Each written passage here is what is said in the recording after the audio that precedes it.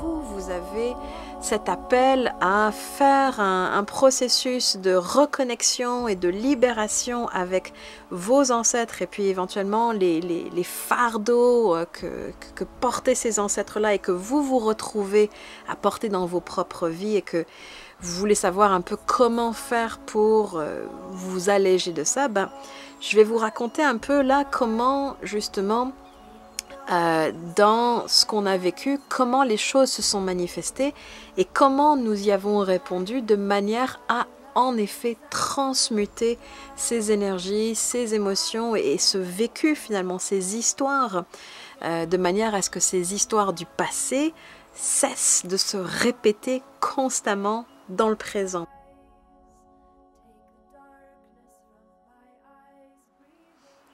Bonjour, je suis Gaia Yu et je viens à vous aujourd'hui pour faire un témoignage, un partage à partir d'une expérience personnelle.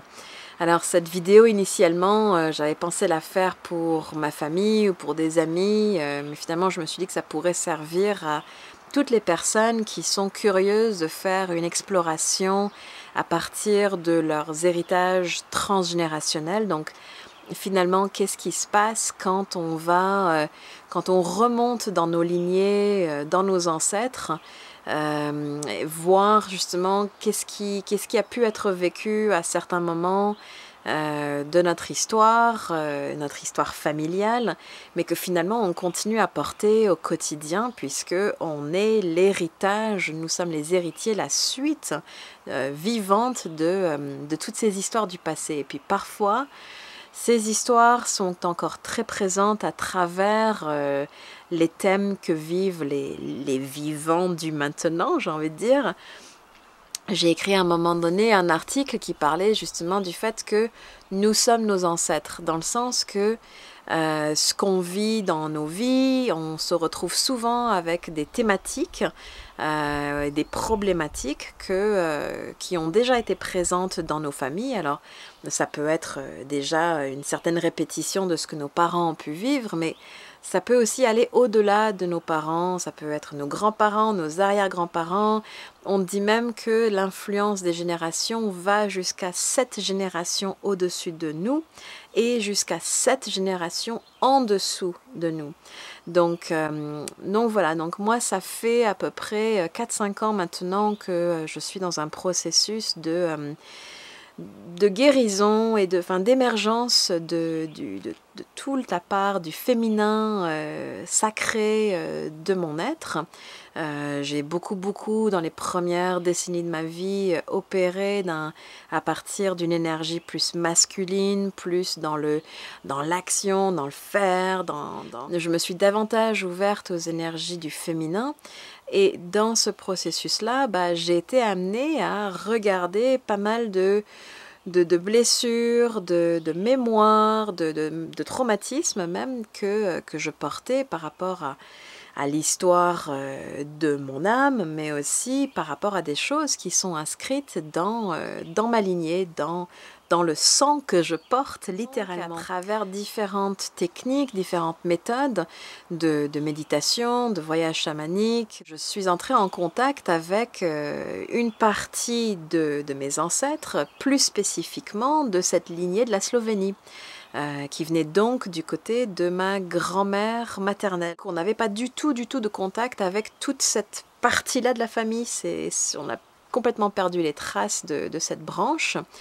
Et d'une certaine façon, quand ces ancêtres-là ont commencé à me contacter, à rentrer dans mon champ de conscience, en parallèle de mon propre processus individuel, eh bien, les messages que j'entendais, c'était que beaucoup d'obstacles et de difficultés et de blessures que je rencontrais dans ma propre relation au féminin étaient en résonance, étaient reliées à des choses que ces femmes-là avaient vécues. Donc c'était ces femmes sorcières qui, pour certaines, pour ne pas dire beaucoup d'entre elles, ont fini par périr sur le bûcher ou alors ont été torturées, menacées et qui du coup, suite à ça, ont complètement refermé finalement voilà, tout ce côté qu'on peut dire sorcière, mais qui finalement, c'était simplement une façon que les femmes avaient d'être naturellement connectées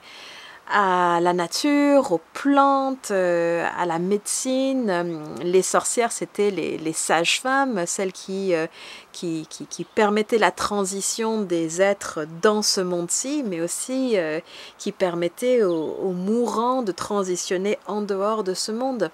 C'était les femmes qui prenaient soin de leur famille, de leur communauté, de manière naturelle, en étant complètement intimement connectées à la nature, au cycle, aux saisons, aux astres, enfin à la vie quoi, et à tout l'invisible qui nous entoure et qui est une partie majeure de ce qui vit ici, même si nos sens ne le perçoivent pas.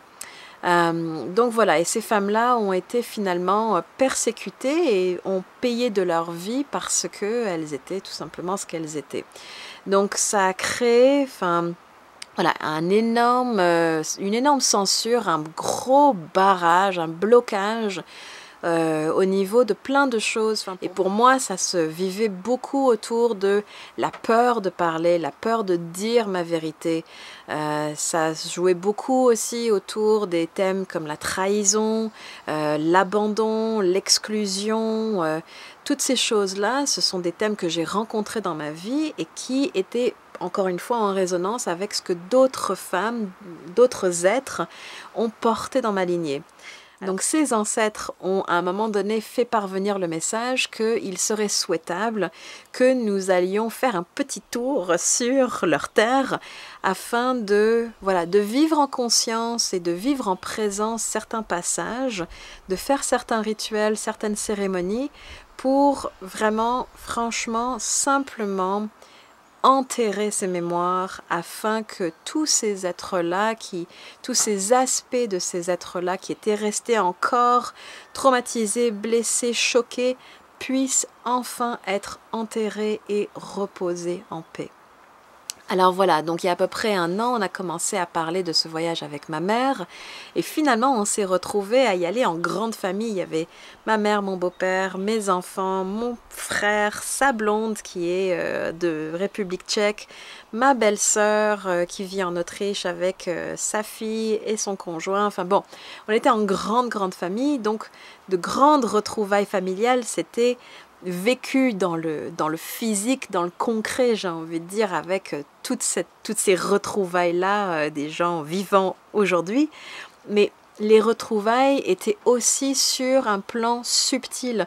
C'est comme si les retrouvailles dans l'invisible étaient reflétées, miroitées par les retrouvailles dans le monde physique, par tous ces membres de ma famille qui étaient présents en même temps, ce qui est très rare pour nous puisqu'on vit tous dans des coins différents du monde. Donc quand on est arrivé à Ljubljana, à l'atterrissage, vraiment littéralement dans l'avion, ma mère et moi avons senti cet accueil, comme une congrégation d'âmes qui étaient présentes, de tous ces ancêtres qui étaient comme « Ok, enfin, vous êtes là ». Alors à notre arrivée, on s'est dirigé vers le premier chalet qu'on avait loué, qui était situé dans les Alpes, dans un coin absolument merveilleux. Puis en arrivant à cet endroit-là, il y avait un brouillard à couper au couteau. Là, on voyait rien à 10 mètres à côté de nous. Donc on est arrivé le soir et le lendemain matin, je me suis réveillée dans un état, je me sentais triste, je me sentais lourde, je me sentais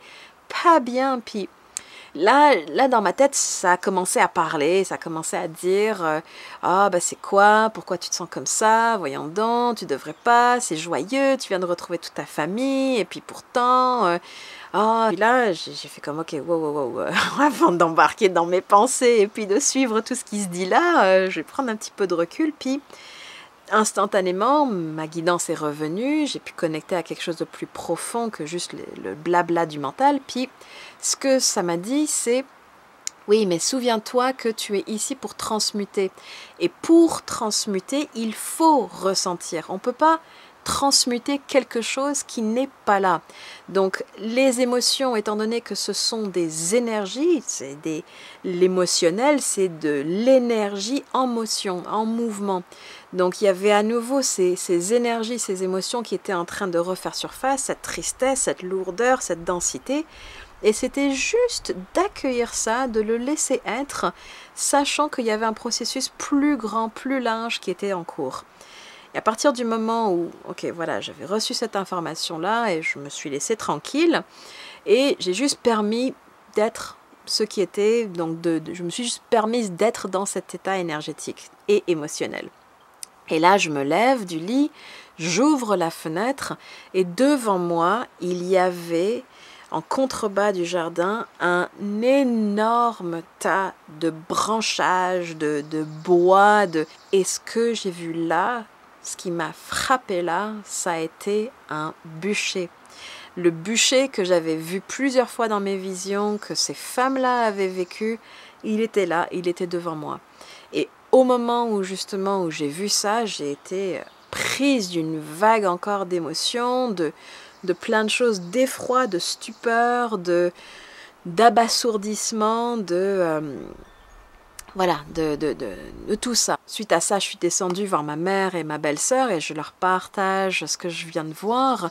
Et là, ma belle-sœur, qui est donc tchèque, me dit « Ah bah tiens, mais je pense qu'on est dans cette fenêtre du temps où il y a la fameuse fête la célébration des witch burnings, du moment où nous avons brûlé les sorcières. » Et là, je fais « Comment ça ?» Et donc là, elle m'explique que vers la fin du mois d'avril, qui était la période à laquelle nous étions présentes en Slovénie, il y avait cette fête qui consistait à commémorer sous forme de célébration toutes les femmes, toutes les sorcières qui avaient été brûlées. Parce que c'est ça, ils font un bûcher et puis dans lequel ils mettent une effigie qui représente une sorcière et puis ils brûlent ça. Et donc voilà. Dans ce village où nous étions, auprès de cette fenêtre, il y avait bel et bien un bûcher qui était en train de se préparer en vue de cette fête-là. Et par la suite, dans cette journée-là, ça a juste continué sur ce thème-là. On est parti visiter un château très connu en Slovénie. Et dans ce château, il y avait une particularité, c'était que il y avait une salle de torture qui était comme le centerpiece, la pièce centrale de tout ce château. Et donc ça a ramené à la surface toute cette énergie-là de la torture et toute la peur qui peut être reliée à l'atteinte de son intégrité lorsque on est persécuté. Et suite à ça, il y a eu une situation conflictuelle qui s'est aussi dévoilée, qui s'est mise à jour entre mon frère et moi. Une zone de tension qui était aussi, qui faisait partie d'un pattern entre lui et moi. Mais ce que je réalisais, c'était que dans cette famille, dans cette lignée-là, il y avait aussi eu de gros différends basés sur la différence qu'il pouvait y avoir entre les membres d'une famille. Et que ces différences et ces différends-là avaient amené à une coupure, à une séparation, à une scission de la famille. Et voilà, et donc mon frère et moi, on était en train de rejouer ça encore une fois, sauf que comme on le jouait en présence et en conscience, eh bien on pouvait choisir dans cet instant de ne pas répéter encore cette même histoire, de ne pas revivre encore ce qui se jouait entre lui et moi, mais ce qui se jouait à un niveau plus grand que lui et moi, au niveau familial, transgénérationnel. Et donc voilà, donc il y a eu un moment donné dans toutes ces choses-là qui étaient en train de faire surface, avec évidemment les énergies, les émotions, les densités que ça peut faire émerger. À un moment donné, moi je sentais que je commençais à saturer un petit peu parce que émotionnellement et énergétiquement c'était lourd. Et là, voilà, la magie de la vie.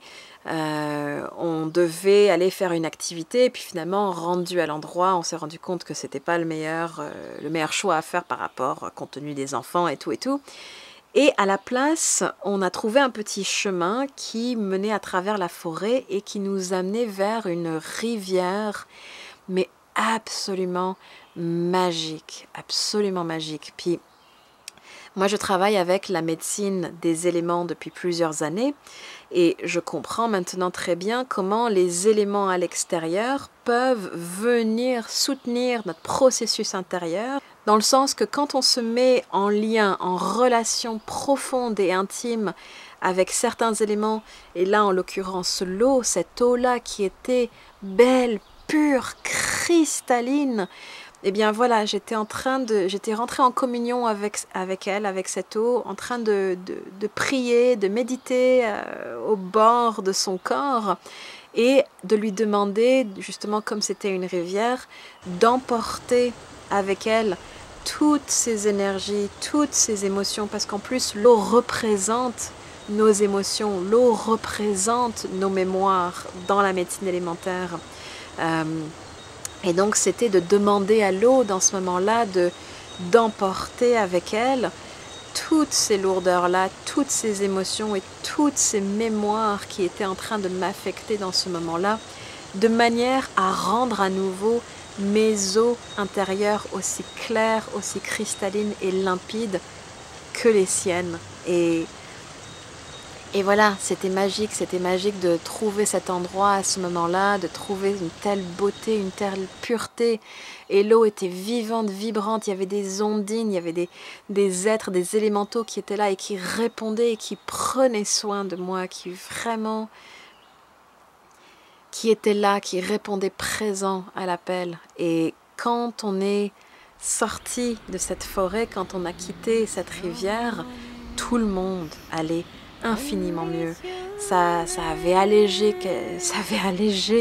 notre énergie, ça avait allégé l'ambiance, toutes les relations entre nous. Enfin, l'eau avait vraiment fait son œuvre de purification, de nettoyage, de remettre en mouvement, de remettre en circulation de manière à ce que ce soit fluide à nouveau.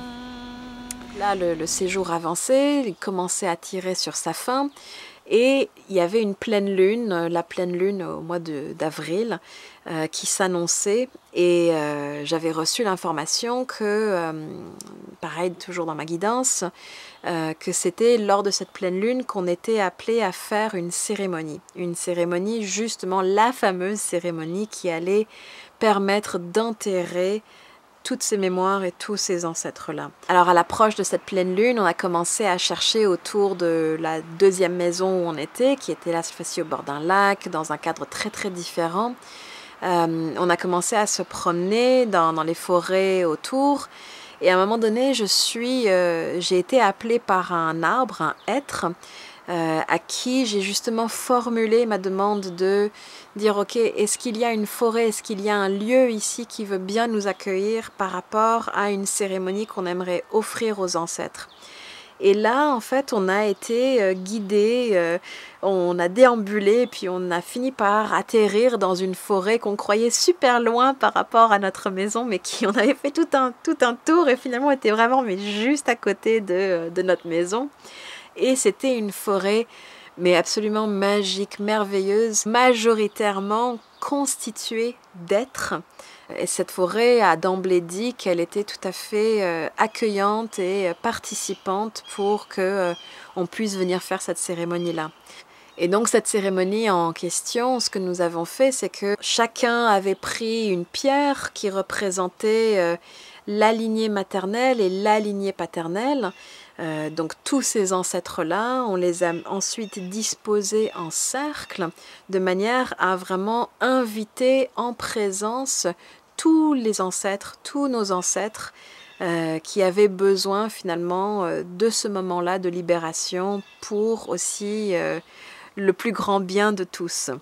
Et c'était extraordinaire encore une fois comment la vie orchestre tout parfaitement, dans le sens que ce cercle-là, avec les pierres, on l'a déposé et puis ensuite on a fait un petit feu de manière à l'intérieur de ce cercle de pierres, de manière à pouvoir déposer dans ce feu des prières de transmutation, de libération, tout ce dont on voulait se départir, on pouvait le déposer dans ce petit feu.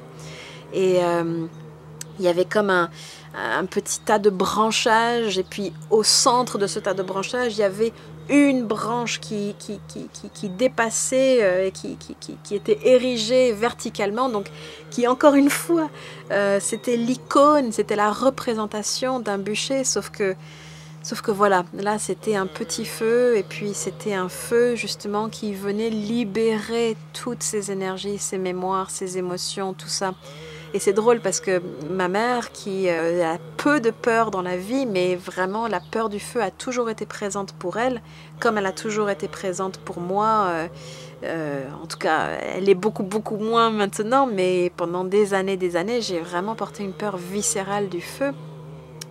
Et voilà, et donc pendant qu'on était en train de faire cette cérémonie, ma mère avait à nouveau peur du feu et peur des représailles. Elle avait peur qu'il y ait des gens qui débarquent dans la forêt, qui voient ce qu'on était en train de faire et qu'on se fasse chicaner pour ce qu'on était en train de faire. Fait que voilà, c'était vraiment c'était intéressant que tout ça se présente de manière à ce que, encore une fois, on peut seulement transmuter ce qui est présent. Il fallait que ma mère soit vécu et soit en train de vivre ce moment-là de cette peur-là pour pouvoir s'en libérer davantage pour le plus grand bien de tous.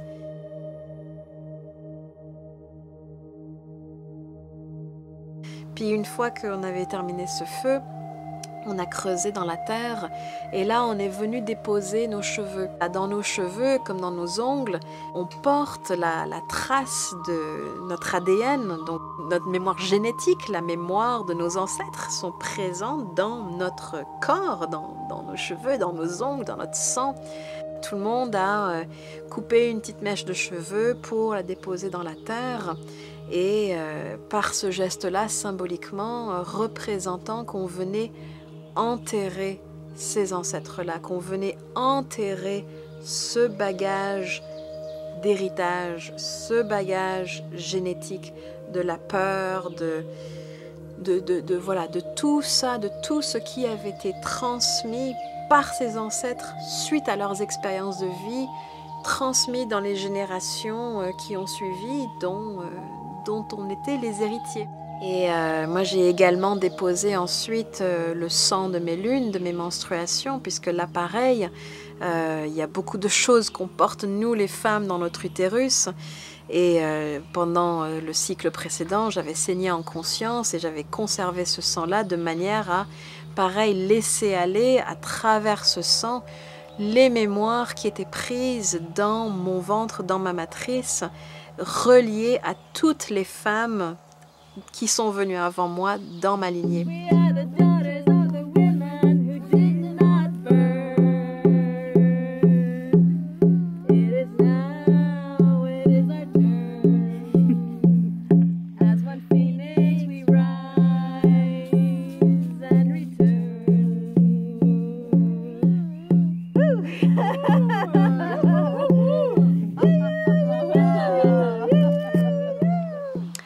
Et puis le tout dernier jour, avant de quitter la Slovénie, là j'ai été refaire à nouveau une petite cérémonie, mais cette fois-ci vraiment très intime, juste toute seule, au bord du lac où on était. Et là j'avais en fait une bague que ma grand-mère m'avait laissée en héritage après sa mort, ainsi qu'un médaillon que ma mère m'avait offert lors de mes premiers examens importants quand j'avais 16 ans à l'école. Puis, et ce médaillon-là, sur une face, il y avait une tête de sorcière, et de l'autre, la représentation d'un être avec des ailes, un peu comme un ange. Et en fait, c'est drôle parce que ce médaillon avait toujours suscité beaucoup d'ambivalence pour moi. Cette tête de sorcière, j'étais à la fois effrayée par elle et en même temps captivée, émerveillée. Il y avait quelque chose qui m'appelait vers ça et en même temps que je redoutais. Et puis le fait qu'il y avait l'ange de l'autre côté, quelque part, c'est comme si ça me disait, mais n'aie pas peur, ce n'est pas ce que tu crois, ces sorcières ne sont pas ce que tu crois. Ce sont aussi des anges. Et voilà, et donc finalement j'ai pris cette bague et ce médaillon que j'ai été enterrée encore une fois dans la terre. Et quand j'ai fait ça, j'étais face au soleil levant, il y avait le lac devant moi et puis j'étais dans un endroit où il y avait plein de petits poissons qui étaient en train de frayer, en train de pondre leurs œufs. Donc Ma grand-mère était poisson, c'était son signe astrologique, donc c'était drôle que tous ces poissons soient là. Et puis je sentais sa présence, je sentais la présence de plein d'ancêtres qui étaient là. Et puis contrairement aux fois précédentes, là c'était dans une paix mais vraiment profonde, et puis dans une joie paisible, comme si tout le monde était là, tout le monde était témoin, tout le monde était dans cette gratitude de tout ce qui avait été vécu. Et voilà, et j'ai fini d'enterrer le dernier bout pour que même ma grand-mère puisse retourner sur la terre de ses ancêtres et être enterrée là avec toutes les sorcières. Et que voilà, pour que plus jamais dans cette lignée il y ait une peur de tous ces dons qu'on porte, de toute la beauté que la femme a d'être connectée au vivant, d'être connectée à la nature, d'être connectée à elle, dans son pouvoir, dans sa puissance, et de ne pas avoir peur de toute cette médecine, de tous les dons qu'on porte et que le monde a besoin qu'on exprime, qu'on partage pour vraiment le plus grand bien de tous. Et dans ma naïveté, j'avais pas réalisé que tout ce qu'on avait vécu là-bas, eh bien, non seulement ça avait été vraiment très profond et très porteur, mais que ça allait avoir des conséquences dans ma vie. Comme si je n'avais pas du tout réalisé voilà, ce deuxième effet qui se coule d'une certaine façon. Quand on est revenu de Slovénie, eh bien, dans les quelques jours qui ont suivi, moi j'ai commencé à sentir que j'avais plein de peurs qui étaient en train de faire surface, puis c'était complètement irrationnel, c'était des peurs par rapport à tout, par rapport à mon travail, par rapport à ma relation de couple, par rapport au fait que je sentais qu'il était temps pour moi de couper mes cheveux. Alors j'ai eu les cheveux très longs pendant plusieurs années, et puis là je sentais ce besoin d'aller couper mes cheveux, et puis ça me faisait super peur, et puis enfin bref, il y avait plein de choses comme ça qui faisait que j'étais dans une énergie de peur partout où je regardais. Et puis finalement, j'ai été me faire couper les cheveux, en plus chez une coiffeuse énergéticienne, j'en parlerai une prochaine fois, mais ça m'a permis d'aller dégager énormément de mémoire encore, de traces énergétiques, et de vraiment lâcher toute la densité qui était portée dans mes cheveux. J'ai été donc couper mes cheveux, et puis 24 heures après avoir coupé mes cheveux, ma dernière fille qui a 18 mois est tombée super malade, et là on est parti pour 3 jours à l'hôpital, aux urgences, et là pareil, il y avait encore du nettoyage transgénérationnel, puisque aussi loin que mémoire porte de notre famille, à chaque génération il y a toujours un enfant qui est mort d'une maladie. Et ça fait des générations et des générations, et puis la génération de mes enfants est la première génération qui n'avait pas encore été atteinte de ça, de cette fatalité. Et quand ma fille est tombée malade, elle est tombée en détresse respiratoire, elle avait une très forte fièvre, entre 40 et 41, qui n'arrivait pas à baisser, puis j'ai senti là qu'il y avait une potentialité de quelque chose. Le potentiel soit de répéter quelque chose, une fatalité qui était présente dans notre histoire familiale, mais plutôt la potentialité de transmuter ça aussi, puisqu'on était dans une vague de transmutation de toutes ces histoires transgénérationnelles, de tout ce qui se répète et qui n'a plus sa place actuellement.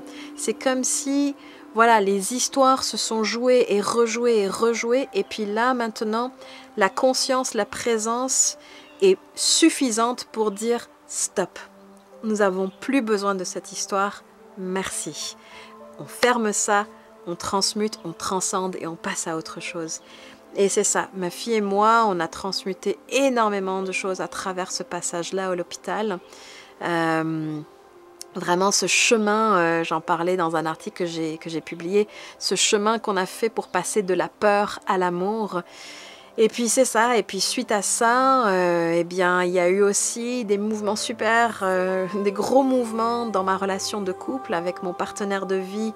On a pris des décisions qui font que on ne va plus vivre ensemble de la manière qu'on l'a fait jusqu'à présent. Ce qui, moi, m'amène à partir à Montréal, Donc je change de lieu de vie tranquillement, mais de manière